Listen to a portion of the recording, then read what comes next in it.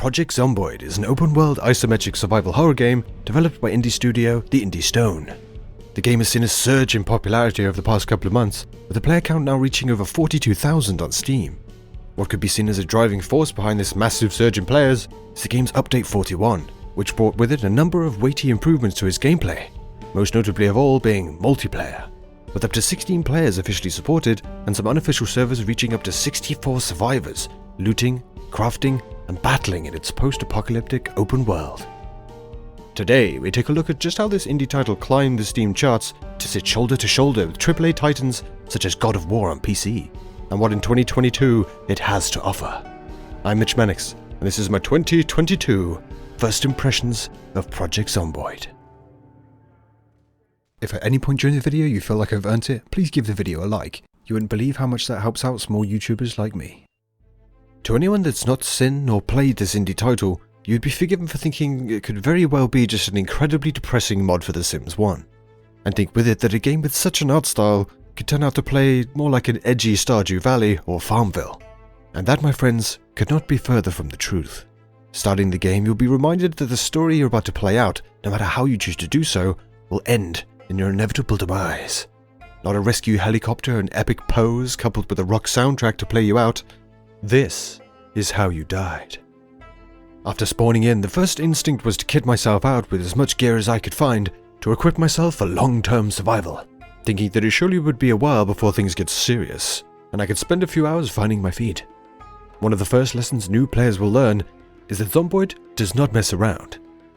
Players will need to work if they want to feel anything close to safety, as even from the early hours of the game, the enemy hordes are vast in number, and each and every one, regardless of your choice of underwear, will be looking for that struggle snuggle. How can you kill me when I look so fabulous? Weapons range from the quite typical axes and baseball bats, but also butter knives, rolling pins and frying pans, to reinforce the idea that you're here to survive, and the world around you won't be giving you any legs up in doing so. Both timing your attacks and picking your fights carefully are integral to survival, as just one mistake could lead to a rather aggressive unwanted love bite from Suzanne down the street. Zomboid injects some RPG stylings, with its option to customize your survivor with a set of traits, both positive and negative, as well as choosing for your survivor from a list of occupations that provide various bonuses, such as burglar, a choice that once picked will give players bonuses to stealth, as well as the ability to open more windows and hotwire cars, or the park ranger that will boost the survivor's skill at foraging and trapping, as well as increasing damage with axes. The occupations are great for adding strategy and replayability to the game, alongside its trait system, where players are given the option to essentially trade off buffs and debuffs with the mind to further fine-tune the chosen build or playstyle. These range from quite light impacts such as making your player particularly clumsy, all the way up to afflicting them with deafness, closing down their range of perception and with it their ability to detect enemies. For each negative trait you are granted points to spend for positive traits, the amount given being in line with how detrimental to the player the trait is. Positive traits range from loot-based perks such as Lucky, increasing the player's chances to find more desirable loot, to Athletic, boosting survivors' ability to run and sprint away from foes. These RPG elements are a great addition to the game, and since death is a theme as well as being permanent, it helps soothe the pain of re-rolling another character, with its potential to allow the players to try out all sorts of alternative builds and strategies. Player survivors begin with a set of stats based on the previously mentioned occupation and trait system, but the progression doesn't stop there. Experience for each stats such as strength, aiming and sneaking can be leveled up through gameplay, with skills such as carpentry, tailoring and metalworking leveled via practicing said skills, as well as boosting progression with books and TV shows covering the subject. I learned from the TV. Surviving long enough to progress skills is key to establishing the framework needed for late game, with the ability to construct bases and traps for defense, powering buildings once the grid goes offline, and being able to utilize more powerful weaponry. Skills that will most certainly be needed, as by default, the game is set up in a way that the longer the player survives in its world, the larger the presence of the undead, working up to a peak enemy population once an in-game month has passed. There's a huge amount of depth in the skills in Project Zomboid, and how they can be applied to the world around you to aid in survival. Want to set up a rain catcher that flows down into the house's kitchen to feed the taps once the water runs out? Go for it. Have an idea to hotwire a car and set off the police sirens to create a distraction while you escape? It can be done. What I love about this is it breeds the feeling that you can be creative with strategies on how you survive that are indicative of a true sandbox, as opposed to feeling scripted. The skill progression does have some oddities to it, like needing a manual to show you how to start a generator, something that I imagine most would eventually figure out themselves, as well as new survivors' sometimes hilarious inability to point a gun, sometimes missing point-blank shots with a shotgun that I think that even Stevie Wonder would nail first time. I appreciate that it's done with balancing in mind, but it doesn't half give you one hell of a rude awakening when you're relying on it in the heat of the moment. Your stats are completely reset once you bite the dust, so choosing what to level has weight to it. But since when you die you're forced to reroll another character, you can even go out and find your former self out in the world, now one of the shambling undead, and put yourself out of your misery to reobtain your gear, in what I at least would imagine to be quite an oddly therapeutic experience, wailing on yourself. Why didn't you just ask her to the prom? Being a survival game, of course, there's also the need to look after your character, with food, water, as well as patching them up if they get into trouble. This system again is satisfyingly deep, with multiple types of injuries for example, some requiring stitching, and some even needing tweezers to dislodge bits of broken glass. Another example being managing the player's anxiety, pain, and boredom, the latter which can be addressed with magazines and TV shows while surviving.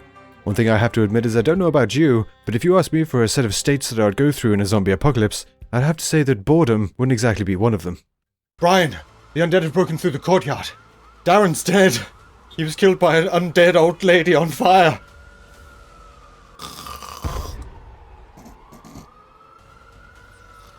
We need more medical supplies. How did he get on down the road? In Flanders.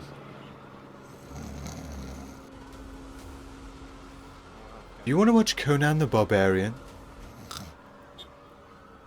Yes! As with a lot of open world survival games, the goal in Project Zomboid is simply to do just that, survive, as opposed to any overarching story progression or embedded mission system. It's through spending time figuring out the nuances of life in this post-apocalyptic world that the reasons for its maintained player base, as well as its more recent surge in popularity, becomes apparent. Project Zomboid boasts a huge map, filled with various small towns, and now even a city for players to explore, along with its seemingly endless countryside. I found that even after 30 hours of playtime, I had barely experienced a fraction of the map, even though I had been busy and on the edge of my seat the entire time. Not only is the map massive in size, but the game will also trigger dynamic events, such as roaming helicopters passing over, drawing in enemy hordes, or gunshots from unseen NPC survivors ringing out and grabbing the attention of the surrounding undead. The sparsely used soundtrack, giving vibes of shows such as The Walking Dead, really sells the idea that you're a doomed group of every men and women trapped in a zombie-infested world. A world that's given life with dynamic weather changes following the in-game seasons, and even weeds and plants overgrowing buildings once enough time has passed. Elements that are rarely seen in games like this, and do so much to give the in-game depiction of Kentucky believability. Another real asset of Project Zomboid is how it utilizes tension. The fear of death, compounded with the knowledge that if you're bitten or killed, and there's no coming back for that character, makes each voyage out and close encounter feel thick with urgency and danger. The angelic sound of a car's engine roaring into life after frantically running to a vehicle in a last-ditch effort to escape.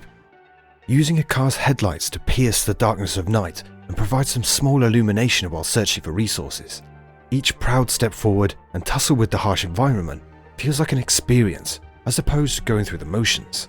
Where the game's graphics and art style may not fall typically in line with other horror offerings, Project Zomboid overlays fear with almost every moment of its gameplay. Death can come at any moment, and can feel even more heart-stopping with a jump-scare-esque audio cue for undead appearing where you least expect it. Oh my god. With Update 41 bringing multiplayer into the game, as with so many other games, the enjoyment is multiplied. The brutal difficulty of the world works wonders here in not making the game feel watered down once you team up with others, and can offer a crazy amount of tense and hilarious moments surviving together. Oh god. It can't go without saying the irony of you crashing into the auto repair shop.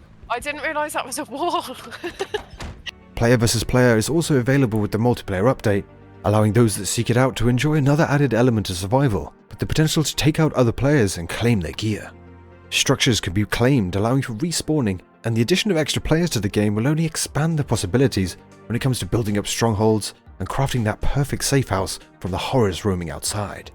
The setup for each server and map can be highly customized, as well as mods being incredibly easy to install and spin up. I can already see the player base working wonders at setting up all manner of PvP, challenge mode, and ultra-hard variations on gameplay. And as the game is pulling in so many new players, things are likely only just getting started. Another element that adds spice is once a player gets infected, either through a bite or a scratch, the game will tell them. And it's up to them to tell the other members of the group or keep it quiet, praying that another member of the group doesn't check them until the inevitable takes place. Kind of reminding me of films such as John Carpenter's A Thing, where each member of the group holds a paranoia that everyone around them could be infected. With my time in the game, I can say that adding a friend or two does really boost the enjoyment factor, for me at least. The combat in the game will take some getting used to, and not all fans of open world survival will get all the boxes ticked here, as, for example, with PvP there are still far better offerings elsewhere. But I get the impression that Project Zomboid isn't trying to be the next open world PvP contender. What it is, for me at least, is a surprisingly excellent and rewarding sandbox survival experience. As opposed to immersion through its visual and art style, as with games such as Conan Exiles or Ark Survival Evolved, Project Zomboid delivers something which most other survival games struggle to do, eliciting profound reactions and emotions of someone trapped in a zombie-infested open world. Fear, paranoia, dread. So few games hit the mark on this, and for this alone, I would advise anyone curious to grab a couple of friends and give it a look. Extensive depth where it matters most, and a masterful wielding of tension and high-risk, high-reward gameplay. For survival open world fans, Update 41 just put this one right up there with the greats. Thank you so much for watching, and I'll see you guys in the next video.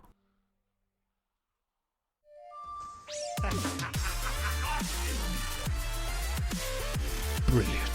And a bandit that in his final moments just had to bust a move with an important hero.